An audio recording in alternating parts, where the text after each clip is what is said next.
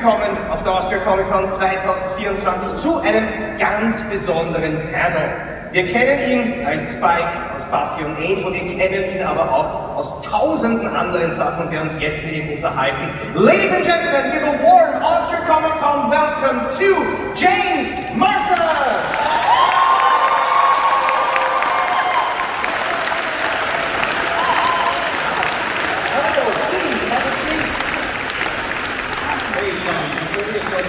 Favor of the audience? Of course. Guys, I'd like to take a little video of anyone that's cosplaying of anything that I've done, from Buffy to Smallville to Torchwood and Dragon Ball. But I'd like to give them a round of applause because I put those videos online. And so if it's okay, is it okay if I include you guys? Yeah, maybe? Okay, so when I say action, just raise your arms and scream as loud as you can. And say, yay! Like Austria just won the World Cup. Which, it might happen. It might happen. Okay, ready?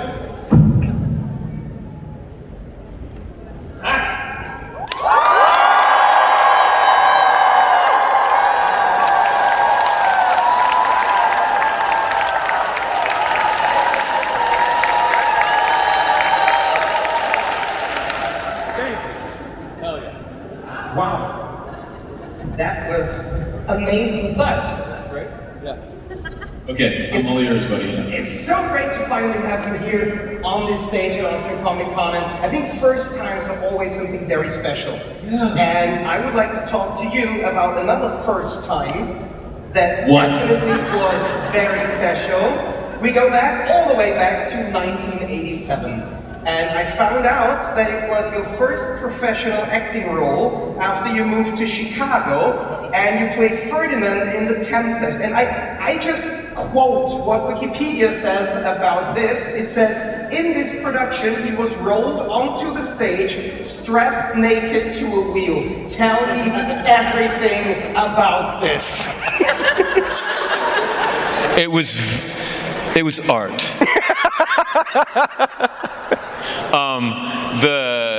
The Goodman Theater is one of the best theaters in America, and Bob Falls had just taken over the Goodman Theater. So Bob Falls was this really young, incendiary, subversive theater artist who had gotten famous up in Evanston for pissing all the right people off, right? So he gets the artistic directorship of the big flagship theater in Chicago, the Goodman, and he decides that there's not enough young people in the subscription base. So he tried to offend as many people as he could in the first season, and the way he did that is put nudity into every show.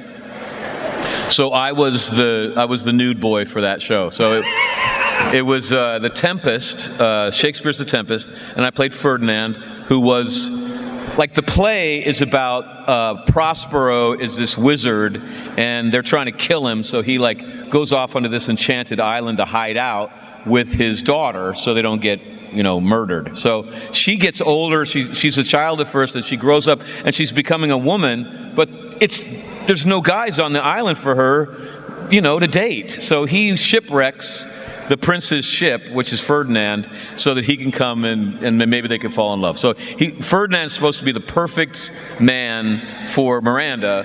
So the director, on the first rehearsal, he goes, "Kid, come here." And I'm like, I'm going to do anything that he asks because I'm at the Goodman Theater and this is Bob Falls.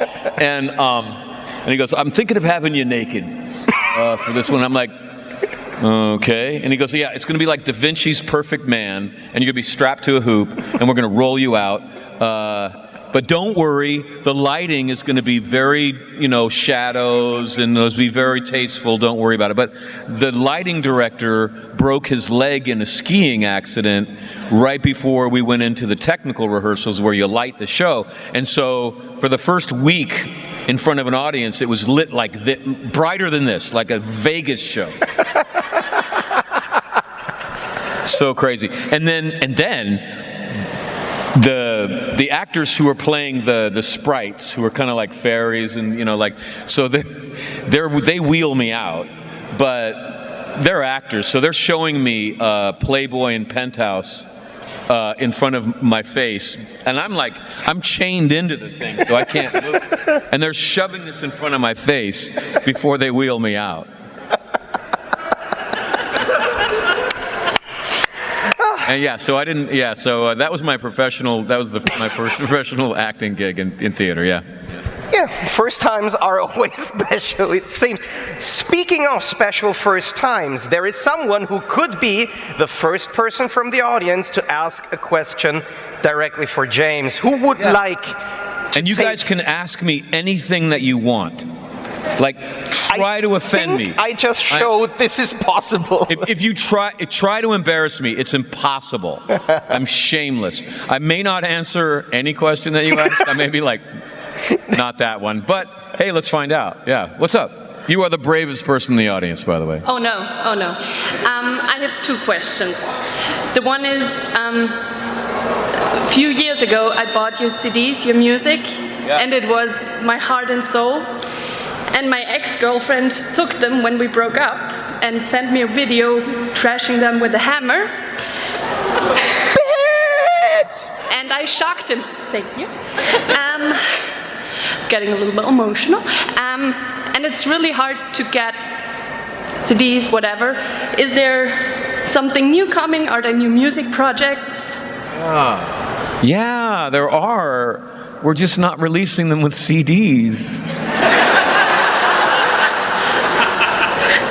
Wasn't a question, but thank you.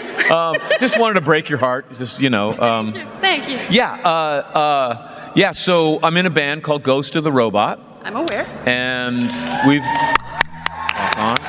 I think a year ago we released another album called Tin Man. Yeah. And we are, in fact, I'm flying back to Los Angeles on Monday because Tuesday we're back in the studio on our next album.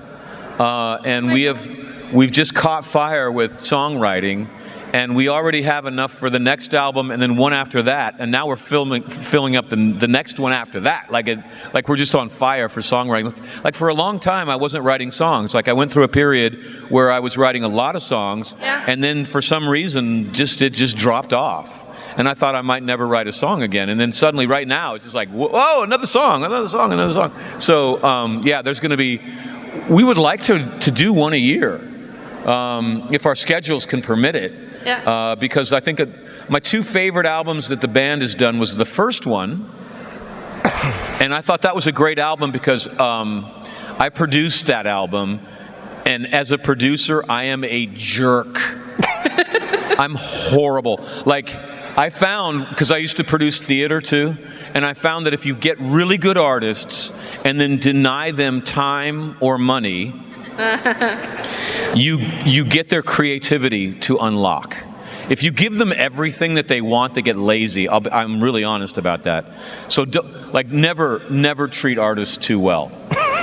I'm serious. We're like, oh no, I don't feel like doing that. Like, get out there, go. So on the first album, I was just like, no, you get 2 takes and go. And I just lit them on fire. And we got a really ferocious, dirty rock and roll album out of that.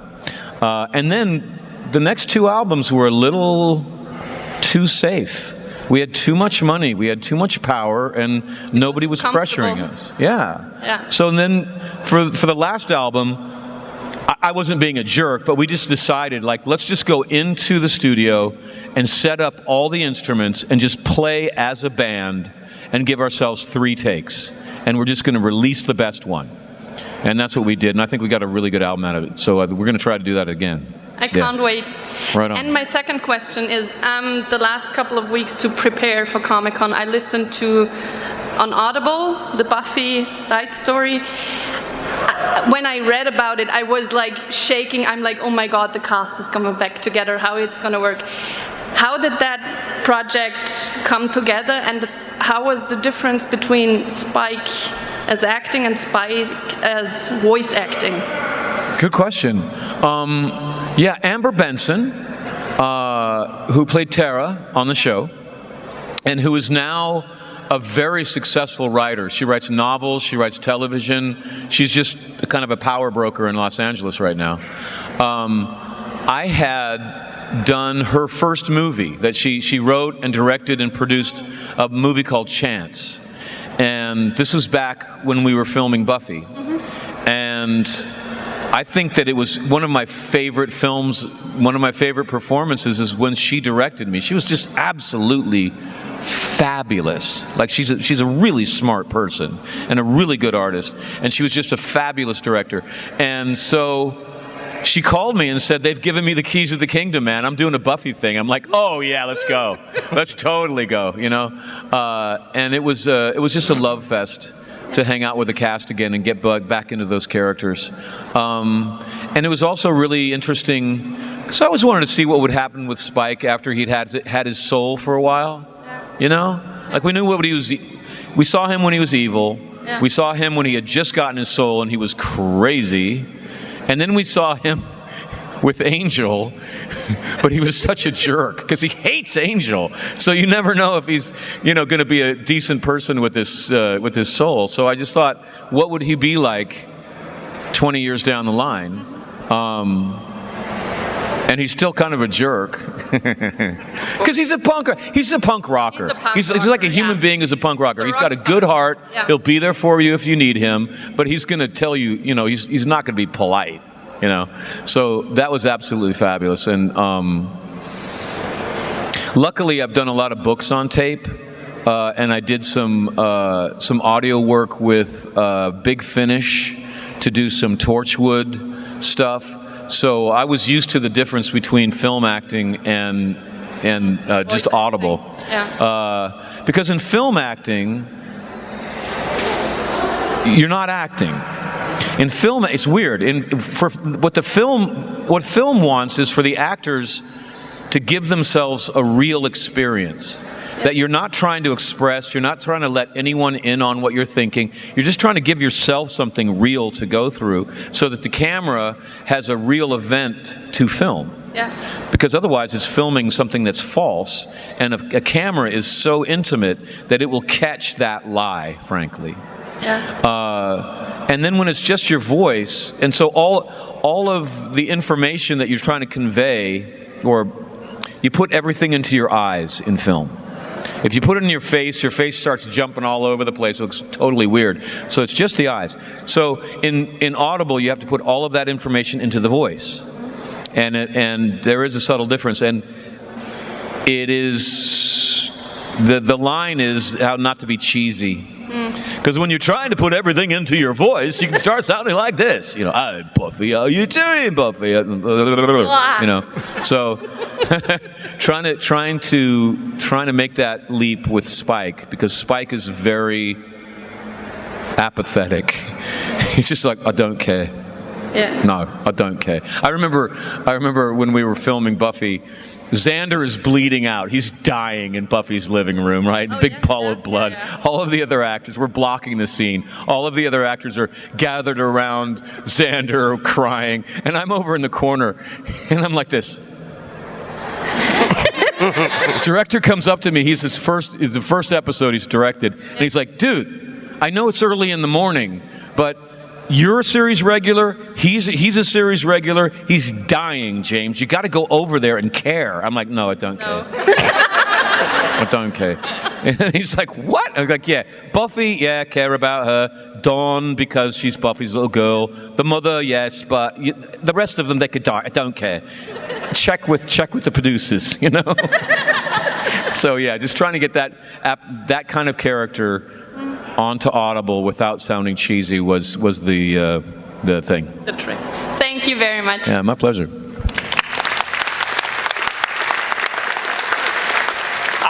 I would just like to quickly add to that question, because back in 2004 there was a Spike spin-off movie in the works, which was later abandoned, and then you once said that you would only return to play Spike if the project took place within 5 years' time. Yeah. 7, okay. Because you felt you would be too old to play the immortal, unchanging character. That's a nice thing only to go with voice acting now, but times have changed in the last 20 years, and we now have great like legacy sequels, reboots, universes built that could work with this. So under certain circumstances, your stance on this has not changed. You don't want Buffy and Spike to meet, and then Buffy goes, wow, Spike, you look really good for your age.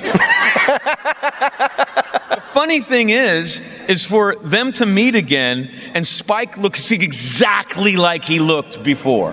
He hasn't aged a second. And then Buffy has to deal with that. She's a human being. She's aged. And they're still in love. And she's just like, screw you. You look beautiful. God. You know? That would be funny. But I work on it. I look good for my age, and it's all good. I feel good about where I am in life. Thank you. But I mean, look, go to the autograph table. Look at me back then. I was gorgeous. I'm a silver fox now. It's different. Yeah. So no, I mean, like, they would have to use most of the budget for computers.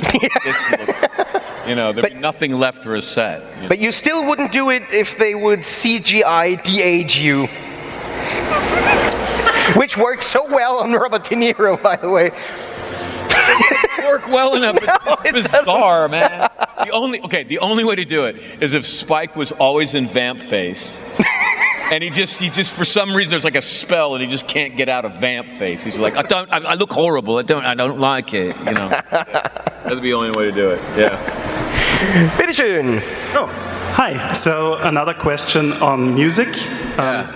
The Buffy musical episode was one of the best musical episodes ever in all show history. So, and you challenged us to embarrass you. Can you give us a rendition of your song from the Buffy musical? Or is this... No, I've moved on with my life. I don't do it. Let me rest in peace. Let me get some sleep. Let me take my love and bury it in a hole 6 foot deep. I can lay my body down, but I can't find my sweet release. Let me rest in peace.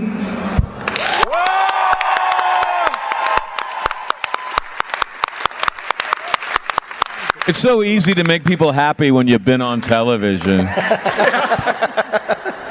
Thank you, buddy. Thanks a lot. Hello. Hello. My question is by Buffy. What was your absolute favorite scene that you have made in Buffy history that you think back and say, well, that's the best scene I've ever shot in the series? Kicking Angel's ass on his own show. Oh. Thank you. I'll be honest, like, I was in heaven between the words action and cut. From the very first time I was on that set to the very end of it, it didn't matter if it was 3 a.m., it didn't matter if they were throwing fiery rocks at me, it didn't matter. As soon as they said that action and I could just be with the words and the script, I was in heaven. So that's a very difficult question. I think that little scene where I was going to shoot Buffy out of shotgun, and then I saw her and she was brokenhearted and it just melted me. I don't think there were any words in that scene, but that's one of my favorites.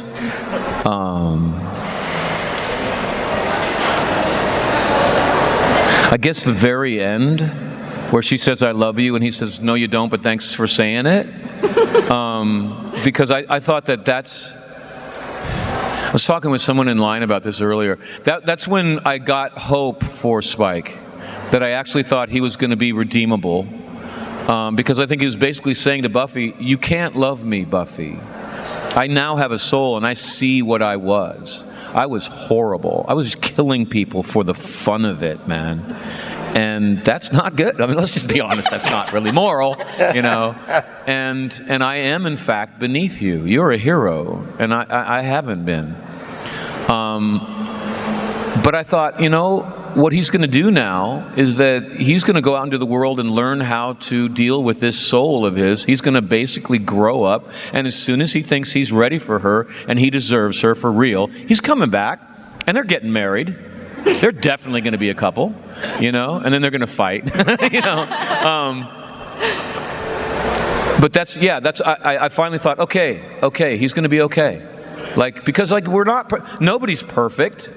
None of us are perfect. We all make mistakes and we hurt each other. That's part of being a human being. But good people kind of admit it and say, okay, I'm going to do better. You know, I'm going to try to do better next time, and I'm going to apologize to the person I hurt, and we'll move on. You know, and that was the first time I think Spike had that clarity that he could grow. Yeah. Thank you. You're welcome. Yeah.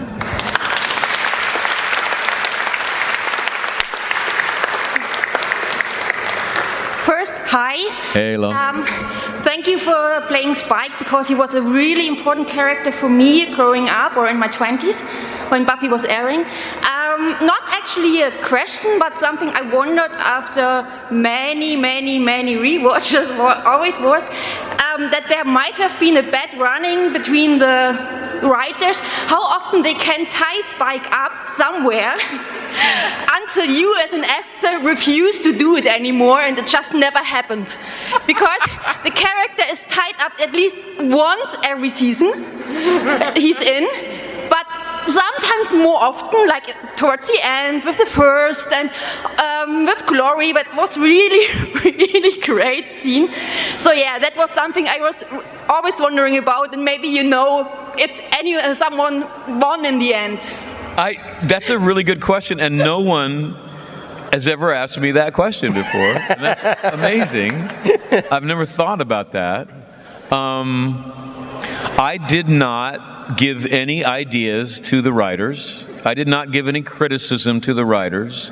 I was overwhelmed by respect to the writers. I started Buffy when I was 34 years old, and I'd already done a lot of theater and some television, and I was old enough to realize that the people writing this show were the best you could hope for in the world. They were just amazing, and they were hitting.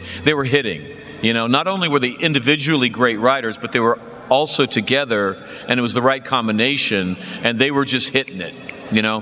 And so I thought of the writers as kind of like gods, you know, and they were up in their offices on the second floor of the administrative building, and I thought of that as Mount Olympus. You know, you just don't go to Mount Olympus, you know? And the other actors would go up there and give their ideas and stuff, and you know, it would never come to anything. I mean, because they're not writers. So I never thought in that way. You know, it was just like I would get the script and I'd be like, "Holy crap, this is amazing!" Like I was the nerd on the set. And every week I would look at the script and I would come out and go, "Guys, have you read the script? It's the best one yet." And they would say, "You say that every week, James." I'm like, "It's true." So, but you're right. Now that I think about it, they did tie me up a lot. Maybe they just thought that was kind of, you know, I have no idea.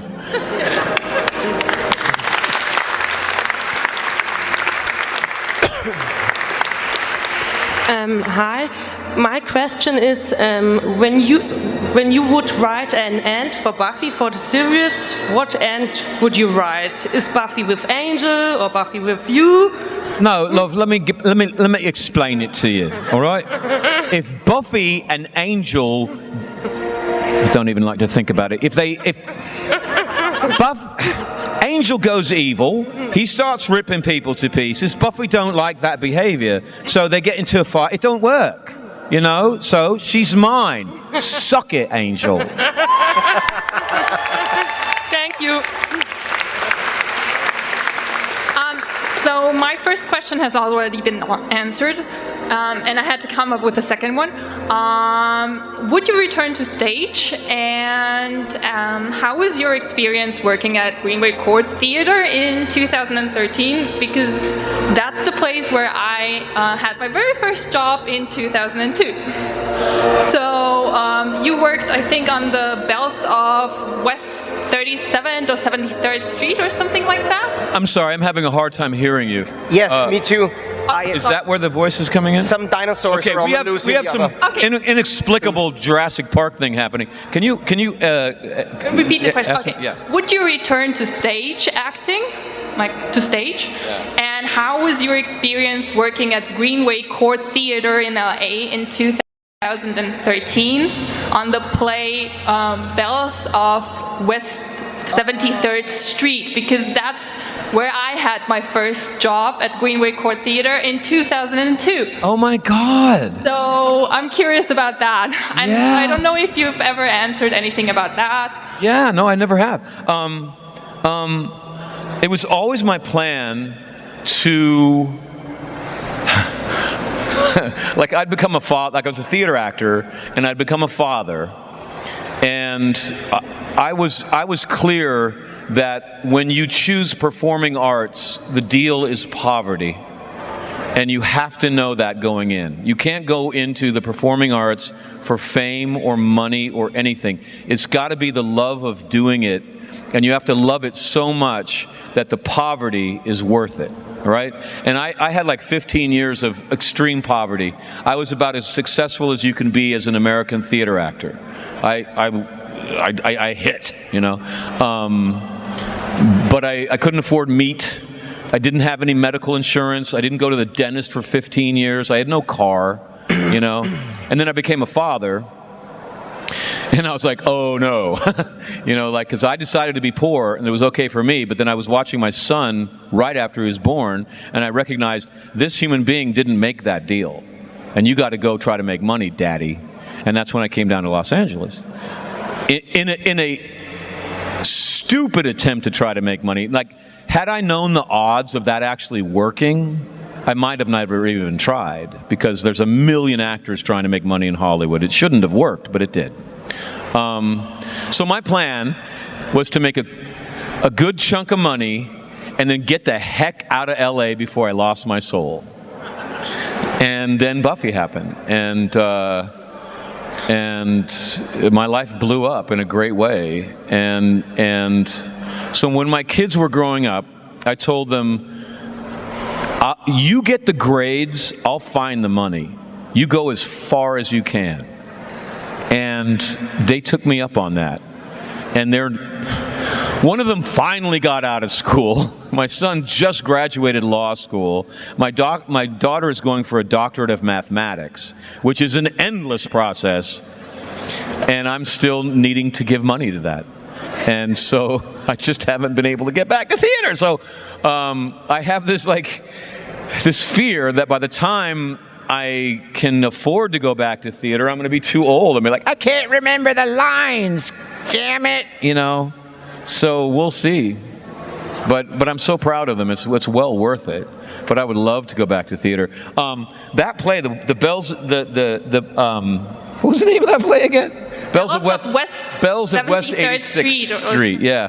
That was written by David Fury's wife, David Fury was one of the writers on Buffy, one of the producers, became one of the biggest movers and shakers in Hollywood. He did 24, Lost, did like all these shows.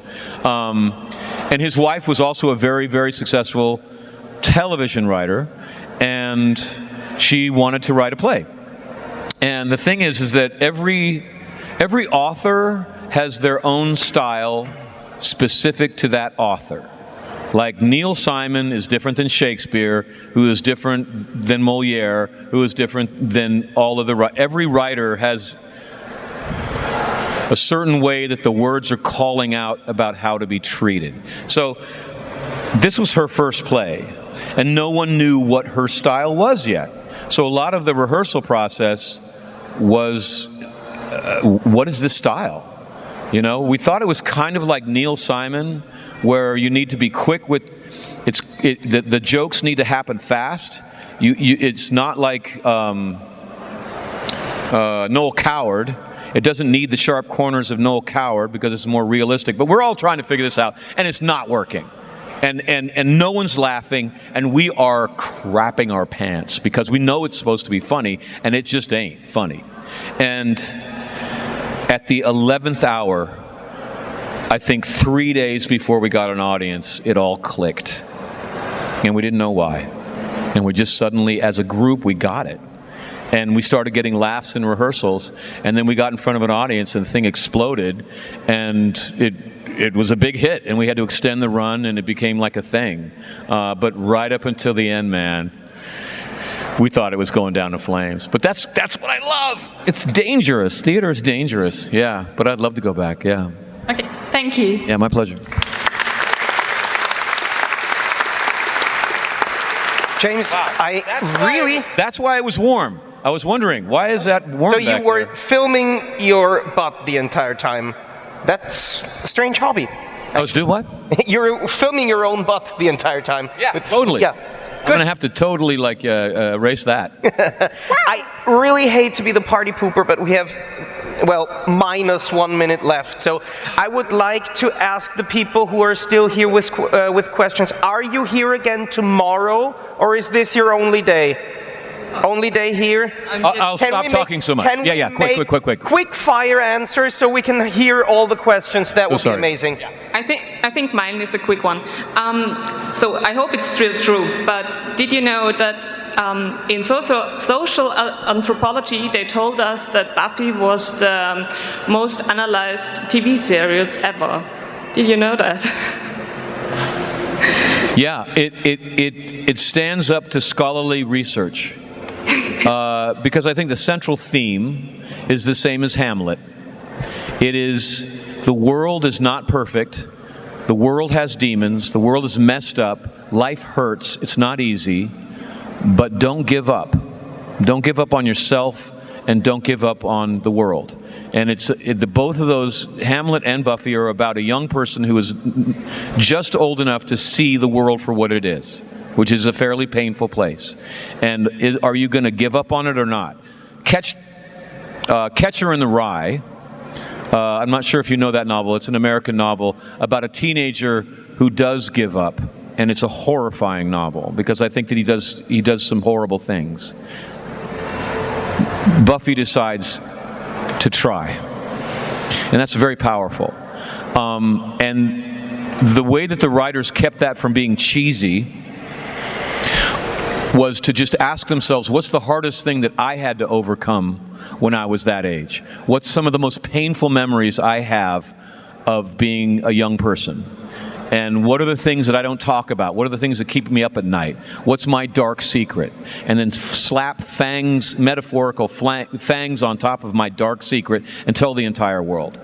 And so it's not a show from a bunch of Hollywood people telling other people how to live their life. It's just human beings going, this sucked for me, and this is what I did. Am I alone? Is there anyone else that went through something like that? And so it's an act of sustained vulnerability and courage from some really good writers that I think is why it lands like it does. Thank you. You're welcome.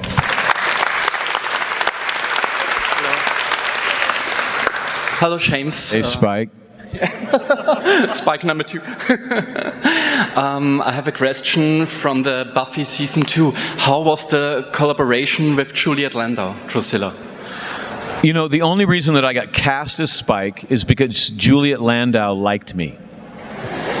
Like she was the main character, and I was supposed to die in 5 episodes, or maybe 6 or 7, maybe 10, but probably 5 or 6. And so they were just giving her a boy toy. It was just giving Drusilla someone to hang out with before Angel goes evil and kills me. And so in the audition, we both discovered that we were from theater, and we had a similar kind of passion for acting, which is like not always there in Hollywood. And we just we just hit it off really well right in the beginning. And I always thought that there was the original dirtiest punk rock part of Spike couldn't be filmed unless Juliet Landau was on the set. There was something about that original Spike that was just with her that I felt. Yeah. So yeah, it was all her, really. Yeah. That's really good. Thank you.